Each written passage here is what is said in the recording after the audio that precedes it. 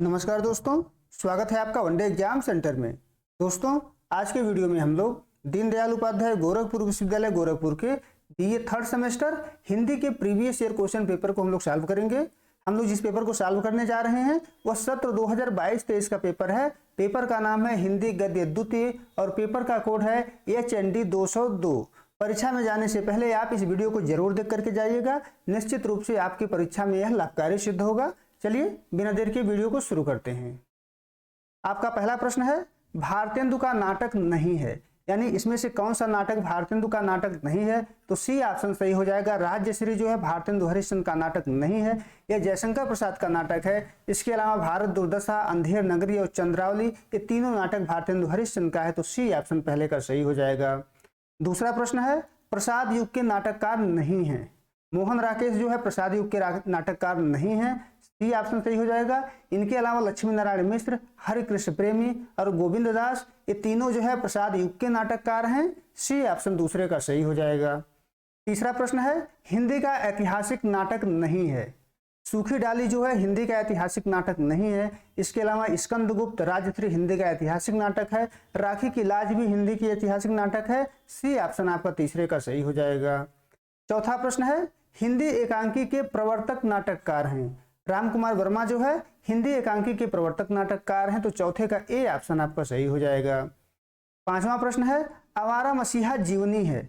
आवारा मसीहा जो है शरद चंद्र की जीवनी है, जो विष्णु प्रभाकर के द्वारा 1974 ईस्वी में लिखा गया है, सी ऑप्शन आपका पांचवें का सही हो जाएगा। छठा प्रश्न है, हिंदी की पहली आत्मकथा है। हिंदी की पहली आत्मकथा है अर्धकथानक, जो बनारसी दास जैन के द्वारा ब्रज भाषा में 1641 ईस्वी में लिखा गया था, सी ऑप्शन आपका छठे का सही हो जाएगा।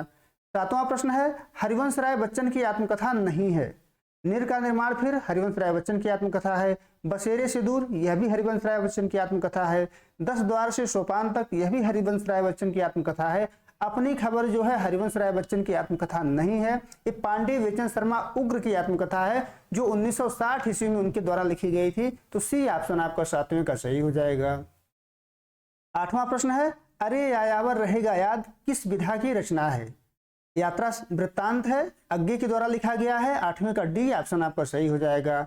नौवां प्रश्न है, कस्तूरी कुंडल बस आत्मकथा है। मैत्रेयी पुष्पा की आत्मकथा है, नौवें का बी ऑप्शन आपका सही हो जाएगा।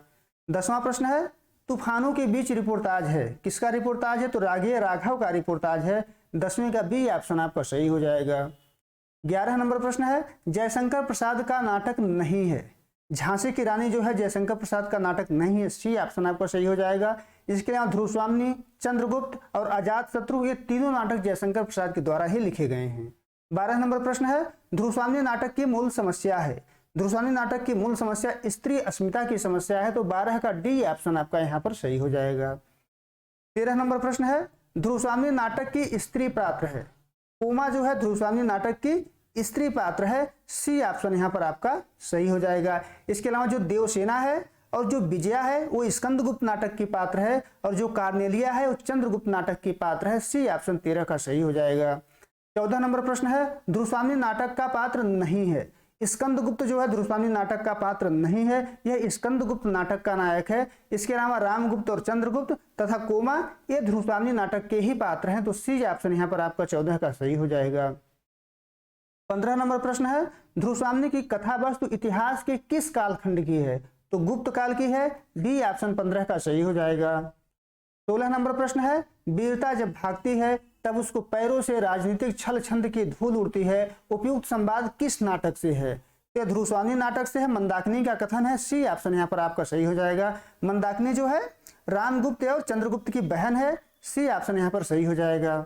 17 नंबर प्रश्न है, पुरुषों ने स्त्रियों को अपनी पशु संपत्ति समझकर उन पर अत्याचार करने का अभ्यास बना लिया है, उपयुक्त कथन है। यह कथन जो है ध्रुवस्वामी के द्वारा कहा गया है, तो बी ऑप्शन आपका सही हो जाएगा। 18 नंबर प्रश्न है, देव जीवन विश्व की संपत्ति है, प्रमाद से, क्षणिक आवेश से या दुख की कठिनाइयों से उसे नष्ट करना ठीक नहीं है, उपयुक्त कथन है। यानी यह कथन किसके द्वारा कहा गया है? यह कथन जो है चंद्रगुप्त के द्वारा कहा गया है, ए ऑप्शन आपका 18 का सही हो जाएगा। 19 नंबर प्रश्न है, ध्रुवस्वामी नाटक के 2 पुरुष पात्र हैं। रामगुप्त और चंद्रगुप्त ध्रुवस्वामी नाटक के दो पुरुष पात्र हैं। ए ऑप्शन आपका 19 का सही हो जाएगा।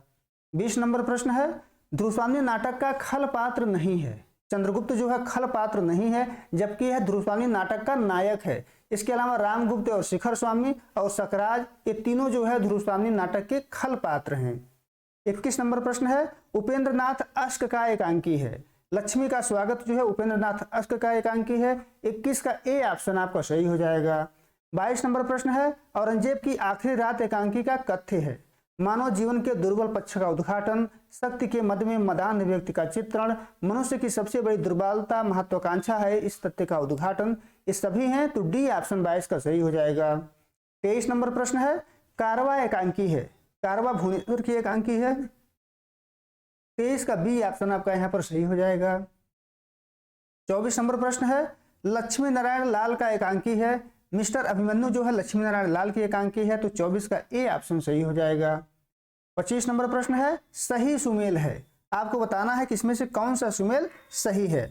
औरंगजेब की आखिरी रात जगदीश चंद्र माथुर, यह गलत है। भोर का तारा उपेंद्रनाथ अश्क, यह भी गलत है। लक्ष्मी का स्वागत रामकुमार वर्मा, यह भी गलत है। सिपाही की मां मोहन राकाश, यह सही सुमेलित है, तो डी ऑप्शन आपका 25 का सही हो जाएगा। 26 नंबर प्रश्न है, सीमा रेखा एकांकी का पात्र नहीं है।